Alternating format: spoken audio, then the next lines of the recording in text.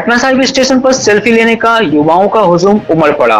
मौका था पटना हावड़ा के बीच प्रस्तावित वंदे भारत एक्सप्रेस का शनिवार को दूसरा ट्रायल का। इसके बाद इसका किराया भी अंतिम रूप में तय हो जाएगा। पटना साहिब स्टेशन के 1 नंबर प्लेटफॉर्म पर जैसे ही वंदे भारत ट्रेन पहुंची और 2 मिनट रुकी तो लोग सेल्फी लेने लगे। वहीं कई लोगों ने तारीफ की तो कई लोगों ने आम आदमी के पॉकेट से दूर बताया।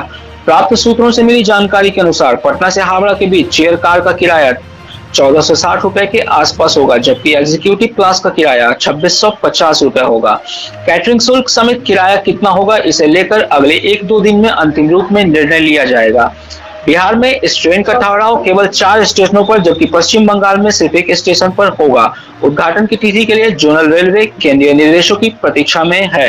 यह ट्रेन पटना रांची के मुकाबले तेज गति से दौड़ेगी। इसकी औसत रफ्तार 80 किलोमीटर प्रति घंटे रहेगी। सौर भारत की ओर से राकेश रंजन की एक रिपोर्ट। बहुत खुशी की बात है कि यहाँ चीज परिचित मैंने मांग थी भी कि यहाँ गुरुद्वारा का सबसे बड़ा ये रहा है, इसलिए ये मांग को पूर्ति कर दिया गया। ये बहुत जनता के लिए यहाँ खुशी की बात है। हम सब का भी बहुत इससे अति था, खुशी हुआ है यहाँ के लिए। ये बहुत बड़ा प्रधानमंत्री का बहुत बड़ा देन है कि ये काम किए हैं। इस सिखों को गुरुद्वारा को ध्यान रखते हुए इस चीज को किया गया है। विजय प्रसाद सिंह नाम हुआ है, स्टेशन प्रबंधक पटना सिटी। वंदे भारत जब यहाँ हावड़ा के लिए जब शुरुआत की जा रही थी तो रेलवे बोर्ड के यहाँ हम लोग की मीटिंग हुई थी। दैनिक यात्री को लेकर के हम लोग गए, बातचीत हुई।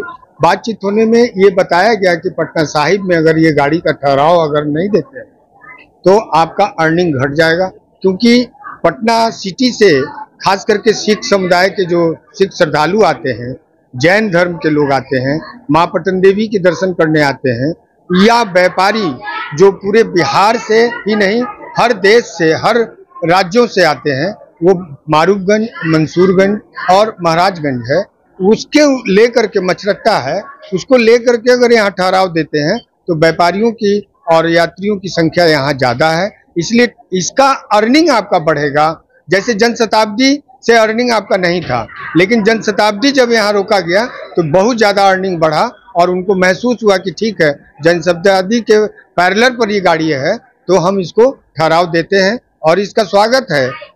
स्वागत इस मामले में भी है कि हम लंबे समय से कुछ ट्रेनों का भी ठहराव मांग रहे हैं, क्योंकि धनबाद इंटरसिटी मूलभूत जो डेली पैसेंजर खास करके कोर्ट वाले, शिक्षक वाले, दैनिक यात्री जो भी हैं उनके लिए इम्पोर्टेंट है धनबाद इंटरसिटी। वो नहीं रुक रही है, राजरानी नहीं रुक रही है। पैसेंजर का ट्रेन का घटाव हो गया है, पैसेंजर ट्रेन बढ़ाया जाए और वंदे भारत का भी स्वागत है और कुछ ट्रेनों का भी ठहराव। पटना साहिब उपेक्षित क्यों आप रखे हुए हैं, इस पर हम सवाल उठाना चाहते हैं। एक तरफ स्वागत भी कर रहे हैं, एक तरफ सवाल भी कर रहे हैं कि पटना साहिब एक पौराणिक 1861 का स्टेशन है। 1853 में बॉम्बे तो उठाने कोशिश की गई थी और ये स्टेशन को उपेक्षित क्यों रखा आपने? चाहे जनप्रतिनिधि हो, चाहे रेल के ऑफिसर हो, हमने अर्निंग दिया है। यहाँ बड़े पैमाने पर माल आयात निर्यात का जगह था, क्यों रोका गया? कुछ ट्रेनों का ठहराव है जो धनबाद इंटरसिटी, राजरानी बहुत इंपॉर्टेंट है यहाँ रुकना। आज वंदे भारत का ट्रायल हुआ है, ये विधिवत सही माने में यहाँ स्टॉपेज मिल चुका है, क्योंकि हम और राजेश शुक्ला टिल्लू मिल करके इस कार्रवाई को अंजाम तक पहुंचाया है। आगे देखिए, आगे 18 अगस्त तक इसकी शुभारंभ हो जाएगी। ये पटना से खुल करके पटना साहिब से आपका सीधे मोकामा, मोकामा से लखीसराय, लखीसराय से झाझा, झाझा के बाद जय सिटी, बाबा भोलेनाथ का भी दर्शन लोग सुगम तरीके से करेंगे, लौट भी सकते हैं, दोनों काम होगा। और आसनसोल के बाद सीधे हावड़ा है।